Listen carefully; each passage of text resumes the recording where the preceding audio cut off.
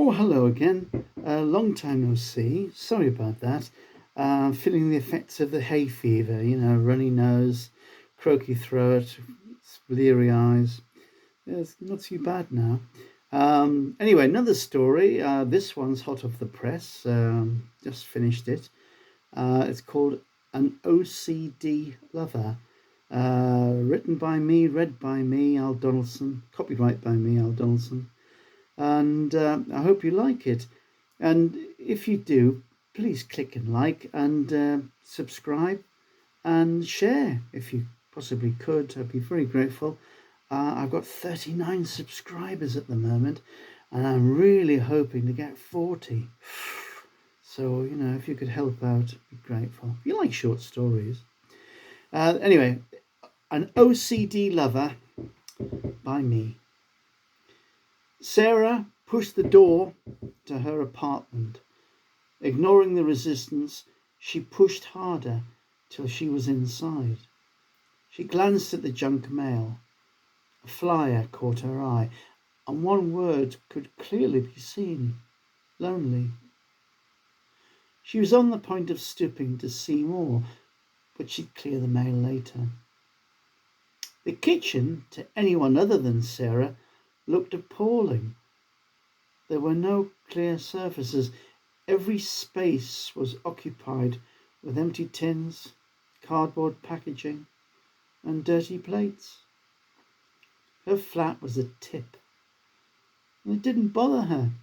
She knew she was a slob, but so what? Where were the rules that said you had to live tidily?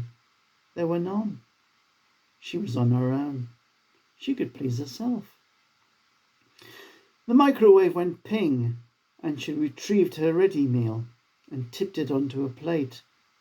She wasn't sure if the plate was clean. It looked clean. Then she threw the container into the sink with all the others. She would have thrown it into the bin, but that was full. A pizza box that was folded in two and now resembled a book poked out of the top. The bin radiated an odour. It wasn't that bad. Sarah remembered it was Friday and the refuse collection was Thursdays. She'd have to wait till next week. She moved some debris on the overcrowded settee and sat down to eat. She was in luck. The remote hadn't been lost among the detritus, and she turned the television on and tucked into her food. She wasn't able to concentrate on the program and felt that something was missing. The word lonely on that leaflet kept crossing her mind.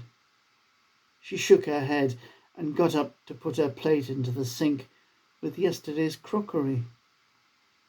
When it was time for bed, she undressed and threw her clothes on the dirty clothes pile. When it was morning, she'd rummage around in the clean clothes pile and ironed what had to be ironed and wear what had to be worn.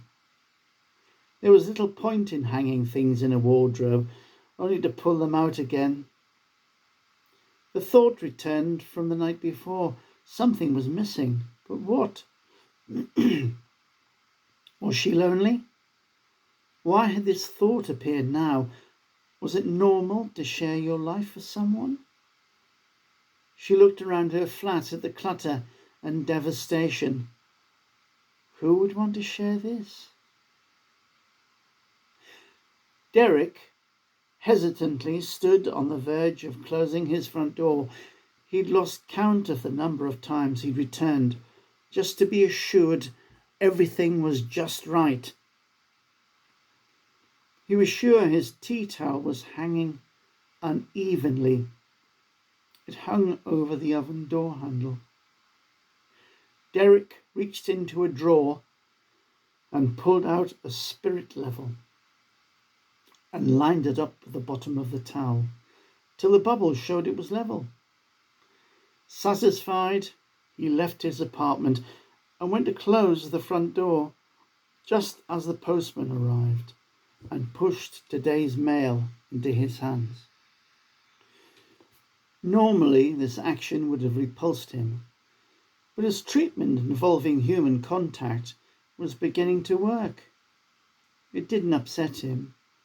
He reopened the door and sorted the mail on the hall table, spending the next 15 minutes lining up the edges of the table with the envelopes. One of the junk mail leaflets caught his eye. It read, "Are you lonely?" It was something Derek had never thought about, loneliness. And for the rest of the day it kept returning to his thoughts. When Sarah returned home, the door was stiffer to open than before. Picking up what seemed hundreds of items of post, she thumbed her way through them, looking for the leaflet that said, "Lonely." It was a promotion for speed dating. It had been a while since she'd been out for the evening. She dumped the mail on the table and wasn't bothered when some of it fell on the floor. When Derek returned home, his eyes fell instantly on the leaflet that read, "Are you lonely?" An advert for speed dating. Should he risk it? It would be a test to see if he could cope. "Welcome," said the master of ceremonies, and he explained the rules. Eventually, you'll meet everyone. Then on your card, put a cross next to who you'd like to see again, and then we'll compare. Good luck and take your seats. Sarah hadn't realized just how hard it was. She hadn't engaged in social conversation for ages. She repeated where she worked, where she was from, and had to listen to others' inane ramblings. No wonder these people were lonely, she thought. By the time Derek sat in front of her, she was feeling mentally dazed, till she realized he was unbuttoning her blouse. "What are you doing?" "You've buttoned it up wrong. You've missed a button. The right side collar is higher than the left." She didn't try to stop him. "There. Much neater, tidier. I hope you don't mind. I like things neat." "That's okay. My name is Sarah." "My name is Derek, and I have OCD, or obsessional compulsive disorder." "So what is it?" "I don't like mess, and I have to tidy." Sarah mentally thought, this could be a union made in heaven. "Don't have a problem with that," she smiled. After what seemed weeks, Sarah plucked up the courage to invite him to her flat. She'd done some preliminary work, like removing the mail from the hallway and the smelly rubbish from the kitchen. She pushed the door open and Derek stepped in. Derek closed his eyes and groaned. Sarah thought he was going to turn on his heels and leave. "I'm a very busy person. I don't have time to clean and tidy." Derek thought he'd died and gone to heaven. "Oh, this is fantastic," and set to work. And Sarah just stood back and let him. The first time they'd had sex was nice and unusual. As Derek went hell for leather towards the climax, he suddenly slowed down and produced a J-cloth and proceeded to wipe the dust from the headboard. Sarah wondered where he'd been hiding it and thought, who says men can't multitask? Derek's OCD improved and he moved in with Sarah, keeping her apartment clean and tidy.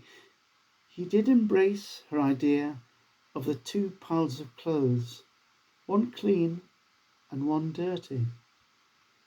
He stooped to retrieve a clean work shirt, then went to find the iron.